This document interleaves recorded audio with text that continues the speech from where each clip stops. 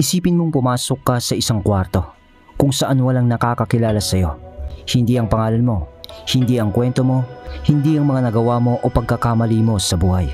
Pero sa mismong pagpasok mo, biglang may nagbago. Tapos ay bumaling ang mga mata sa'yo. Biglang bumigat ang hangin. Parang nag-iba ang paligid dahil lang sa presensya mo. Wala pang nagsasalita, ni ikaw o sila. Pero parang may desisyon na. Hindi ito basta pakiramdam. Ito ay parang hatol na agad. Walang salita, pero nararamdaman mo na. Itinataas ka o tinatapon sa wala. Ramdam mo ba? Yung bigat sa likod mo. Yung hindi komportabling pakiramdam na hinuhusgahan ka kahit hindi ka pa nagsasalita. Ngayon, paano kung sabihin ko sa'yo na kaya mong baguhin iyon? Na ang dahilan kung bakit madalas kang maliitin ay dahil may signal kang naibibigay nang hindi mo alam. Ang paraan ng pagpasok mo, ang espasyong kinukuha mo, ang katahimikan mo, lahat yan ay may epekto at nakakatakot isipin na ginagawa mo nito sa iba palagi. Sinusuri mo ang mga estranghero, hinuhusgahan mo sila at inilalagay sa isang kahon. Napapaisip ka na ba kung ilang pagkakataon na ang nawala sa'yo dahil sa mabilis na panghuhusga? O kung ilang tao ang nawala ng pagkakataon dahil hinusgahan ka ng wala pang paliwanag? Pero paulit-ulit lang ito bawat araw. Para itong laro na walang malinaw na patakaran, ang panghuhusga, kung saan ang bawat kilos mo, kahit hindi mo alam, ay pwedeng maging sandata o susi. Ngayon, isipin mo, paano kung hawak mo ang script ng unang impresyon? Sa bawat hakbang, sa bawat tingin, ay may layunin na hindi mo iniiwan sa pagkakataon o sa swerte kung paano ka makikita ng iba. Isipin mong kaya mong pumasok sa anumang kwarto at agad kang rerespetuhin ng mga tao doon kahit hindi ka pa nagsasalita, na hindi ka basta mababaliwala o mamalaitin ng iba. Sasabihin ko sa iyo ang isang bagay na ayaw marinig ng marami. Hindi naghihintay ang mundo para ipaliwanag mo kung sino ka. Hinuhusgahan agad ng tao ang isang tao sa loob ng 7 segundo lang. At kung hindi mo kontrolado ang mga segundong iyon, ang mga segundong iyon ang kukontrol sa'yo. Ang totoo, matagal na itong nangyayari. Ito'y luma ng laro ng perception at presensya. May mga taong nadadapa sa kanilang sariling takot, pero may ilan na alam kung paano ito laruin ng tahimik, walang pasabi at walang kailangang salita. Gusto mo bang malaman kung paano? Gusto mo bang tumigil sa pagiging biktima at maging lihim na nagdidikta ng interaksyon? Hindi mo kailangang sumigaw, hindi mo rin kailangan ng titulo, hindi mo rin kailangan ng karisma. Ang kailangan mo lang ay maintindihan kung paano gumagana ang pagtingin ng tao sa'yo. At ang nakakagulat, kaya mo itong matutunan. Hindi ito parang motivation na content ha. Hindi para palakihin ang ego mo. Bibigyan kita ng mga kasangkapan na bihirang malaman ng iba. Dahil kapag naiintindihan mo na ito, hindi ka na lang basta player. Ikaw na ang nagdidikta ng laro. Pero bago iyon, may huli akong tanong. Alalahanin mo ang mga taong may pinakamalaking epekto sa buhay mo. Naaalala mo na ba ang mga sinabi nila? O mas naaalala mo kung paano kanila pinaramdaman noong unang beses kayong nagkita? Eksakto, nakakalimutan ng isip ang salita, pero natatandaan natin ang enerhiya, postura, katahimikan at intensyon. At yan ang tunay na sandata. Mag-subscribe ka sa channel natin, Brad. Tuloy natin. Lagi mo nang taglay ang kakayahang ito, pero hindi mo lang alam kung paano gamitin. Hanggang ngayon, pagkatapos nito, basta i-apply mo sa buhay mo, ay hindi mo na magiging kapareho ang dating ikaw sa pakikisalamuha sa mga tao. Alam mo ba ang nakakakaba rito? Hindi mahalaga kung gaano mo ipaliwanag ang sarili mo o ang intensyon mo, kundi ang pinapakita mong enerhiya sa mga unang segundo. Lahat ng sasabihin mo ay magiging paliwanag na lang. Hindi nakikinig ang mundo o ang public sa salita mo, kundi binabasa nila ang pagkatao mo bago ka pa makapagdesisyon kung paano mo gustong maintindihan ka. Ito ang bitag. Kaya ang mga taong magaling magkontrol ng impresyon ng iba ay hindi palaging magaling magsalita. Sila ang marunong gamitin ang enerhiya nila para magsalita para sa kanila. At narito ang isang madalas na baliwalain, pero napakalakas na kasangkapan o sandata, antisipasyon o paghahanda. Ang paraan ng pag-iisip mo, Bago ka pumasok sa isang sitwasyon ang nagdidikta kung paano ka makikita ng iba. Hindi ito nagsisimula sa pagpasok mo sa pinto. Nagsisimula ito sa isipan mo, sa desisyon kung sino ka bago ka pa makita. Hindi ito pagkaarte. Ito ay intensyon. Kung iniisip mong bago pumasok sa isang meeting na sana ay magustuhan nila ako, talo ka na agad. Bakit? Dahil ang enerhiya mo ay nagpapakita ng paghingi ng pagtanggap.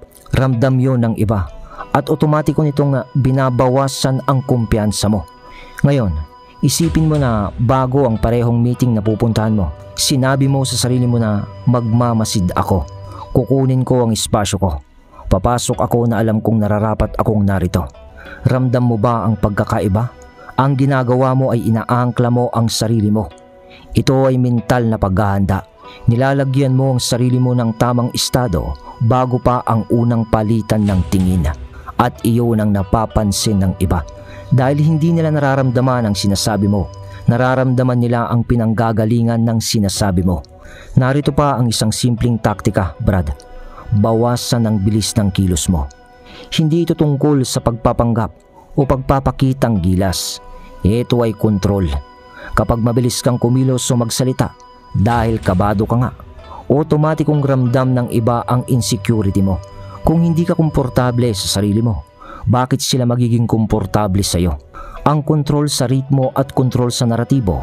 Kapag mabagal kang maglakad, tumitingin ng walang takot at gumagamit ng mga pahinga sa pagsasalita, nagpapakita ka ng kumpiyansa. Ngayon ay pag-usapan naman natin ang madalas na baliwalain, ang paggamit ng espasyo. Kapag pumasok ang karamihan ng tao sa isang bagong lugar, hindi nila iniintindi ang invisible rules ng espasyong iyon. Pero ang mga taong marunong magdomina ng interaction ay pumipili ng tamang pwesto. Hindi sila nagtatago sa gilid o sa likod. Hindi sila naghahanap ng sulok para hindi mapansin. Naglalagay sila ng sarili nilang lugar kung saan kita sila. Pero hindi halata na naghahanap sila ng atensyon dahil naiintindihan nila ang makita ay iba sa magpapapansin. Ang simpleng paglalagay ng sarili sa tamang pwesto ay nagbabago sa paraan ng pagtingin ng grupo sa iyo. At higit sa lahat, may mas malalim pa kaysa sa postura, tingin o katahimikan, ang emotional na vibration.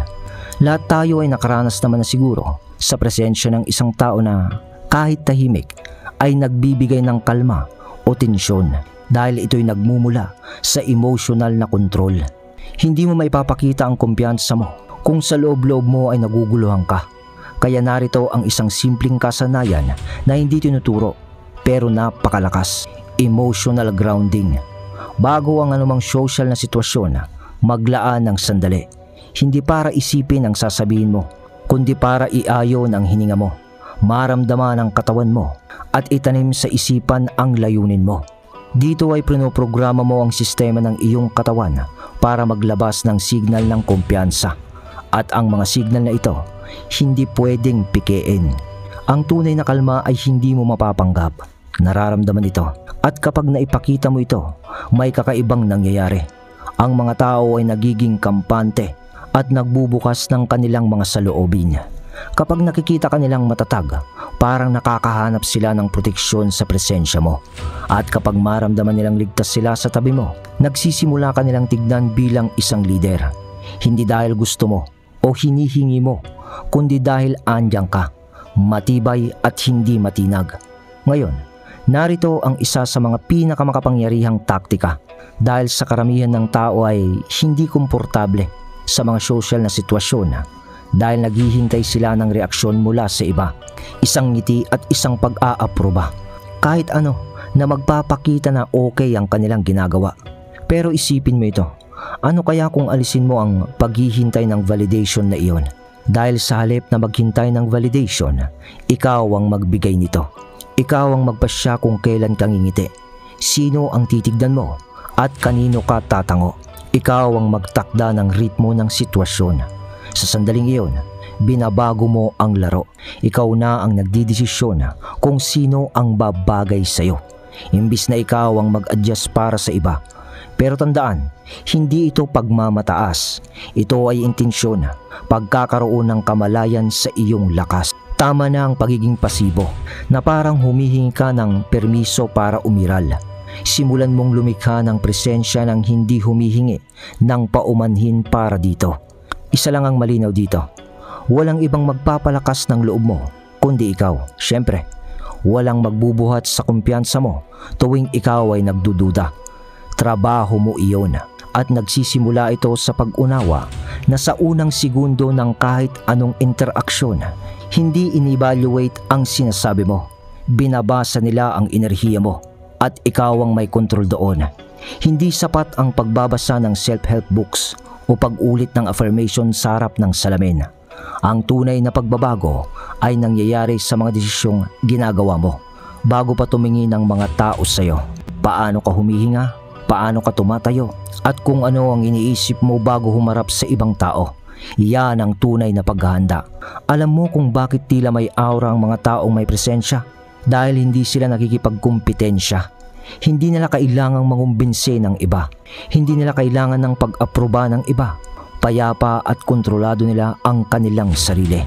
At iyan ang nakakamagnet sa mga tao.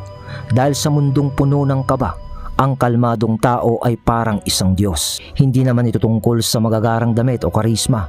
Ang sikreto ay ang relasyon mo sa pagtanggi. Oo, ang pagtanggi.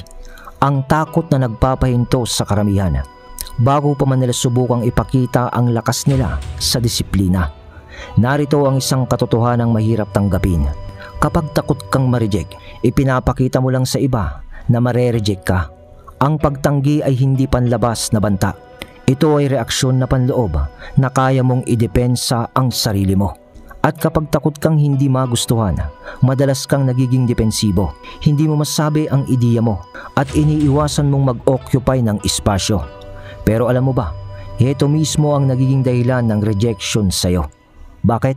Dahil sa nonverbal na wika, ang insecurity ay naisasalin sa pagkadelikado. Ang utak ng tao, lalo na sa primitive na level, ini-interpret ang duda bilang kahinaan at ang kahinaan bilang pabigat. Kaya ano ang ginagawa nito? Lumalayo, iniiwang ka at binabaliwala ka. Ngunit kapag hinarap mo ang takot na ito, ang takot na hindi magustuhan o ma-judge ng iba, at piniling huwag magmakaawa para tanggapin ka, nagbabago ang enerhiya mo. Mapapansin nila agad iyon. Hindi ka na naghihintay ng permiso para sa iba. Ipinapahayag mo sa presensya mo na narito ako. Tanggapin mo man ako o hindi, hindi ako magbabago para sa iyo. Yun. At iyan ang tunay na lakas. Ngayon ay mag-usap tayo tungkol sa strategy ng vulnerability. Hindi ito tungkol sa pagiging martir o pagsasabi ng lahat ng trauma mo para maawa ang iba. Ang ibig sabihin nito ay piliing ipakita ang kahinaan mo sa tamang oras at para sa tamang layunin lang. Dahil kapag puro lakas lang ang ipinapakita mo, baka isipin ng iba na hindi ka naman maabot. Pero kung sa tamang sandali ay ipapakita mo ang bahagi ng kahinaan mo nang hindi nawawalan ng kontrol sa sarili, nagiging malakas ang dating mo. Parang sinasabi nito at sasabihin ng iba na napakakumpiyansa niya. Ang kahinaan ay hindi nagpapahina sa iyo kung alam mo kung kailan at paano ito gagamitin. Sa halip ay nagbibigay ito ng lalim at pagkatao sa presensya mo. Ngunit tandaan, ang lahat ng ito ay dapat mula sa desisyon, hindi sa pangangailangan At iyan ang pagkakaiba ng tingin sa iyo bilang biktima o isang lider na may sugat ngunit nananatiling malakas. May isa pang mahalagang aspeto ang intensyon sa bawat kilos mo. Hindi sapat ang kontrole ng katawan, boses at enerhiya mo. Dapat malinaw din kung bakit mo ginagawa ang mga bagay na ito. Ang mga tao, kahit hindi nila mabasa ang utak mo, nararamdaman nila kung kumikilos ka dahil sa takot o anxiety o kumpiyansa. At kapag hindi nagtutugma ang iniisip sa nararamdaman mo at sa ginagawa mo, napapansin nila ito. Ang tawag dito ay vibrational coherence. Kapag nagtutugma ang isip at damdamin at kilos mo, nagiging magnet ka para sa iba. Pero hindi mo ito mapipeke. Either meron ka na nga nito o wala. Ngayon ay pag-uusapan na natin ang paggamit ng tensyon bilang estratiya. Oo, tensyon. Sa halip na iwasan ito, tulad ng karamihan, matututunan mo itong likhain, panatilihin at kontrolin. Ang tensyon ay nakakakuha ng atensyon. At kapag hawak mo na ang atensyon, hawak mo ang interaction. Halimbawa, huwag mong agad sagutin ang bawat tanong. Huwag kang tatawa tuwing tumatawa ang iba. Huwag mong punaan ang katahimikan. Karamihan kasi ng tao ngayon, hindi na komportable sa katahimikan at agad itong pinupunaan. Nagsasalita sila agad. Pero ikaw, gamitin mo ito. Dahil kapag kaya mong manatiling kalmado sa katahimikan, mapapansin ka ng lahat. Magtatanong sila, ano kaya ang iniisip niya? At dito nagmumula ang lakas mo. Hindi sa ingay, kundi sa pagkontrol ng sandali. Isa pang mahalagang konsepto ay ang naratibo ng aura. Ano ang kwento na ipinapakita mo sa presensya mo? Dahil lahat naman tayo, may ipinapahayag na hindi sinasabi. Pwedeng ako'y magtagumpay, ako'y approachable, o ako'y walang halaga. Kung matututunan mong buuin ang kwento ng sarili mo na tugma sa presensya mo, hindi mo na kailangang magpaliwanag pa. Ang bawat galaw mo ang magsasabi ng kwento para sa'yo. Isang kwento na gustong-gusto ng ibang paniwalaan. At ito ay kailangan ng matinding self-analysis. Pero sa dulo nito ay malaya ka na. Dahil kakaunti na ang inaasahan mo mula sa iba. Mas makokontrol mo na kung ano ang makikita nila sa'yo. Sa madaling salita, hindi mo kailangan na magustuhan ka ng lahat. Kailangan mo lang na mag-iwan ng malinaw na impresyon. At ang impresyon na iyon ay dapat na planado at hindi aksidente. Ang mundo ay puno ng taong gustong magustuhan. Ngunit kung nais mong maging hindi malilimutan, dapat matibay at malinaw ang presensya mo. Hindi dahil nanghihingi ka ng simpatya, kundi dahil solidong-solido ka sa pagkatao mo. Sapat na yon para hindi ka nila kayang baliwalain. Ako si Mark, ang inyong narrator, ang nagsasabing itago mo ang iyong katana. Mag-subscribe po kayo sa channel natin. Salamat.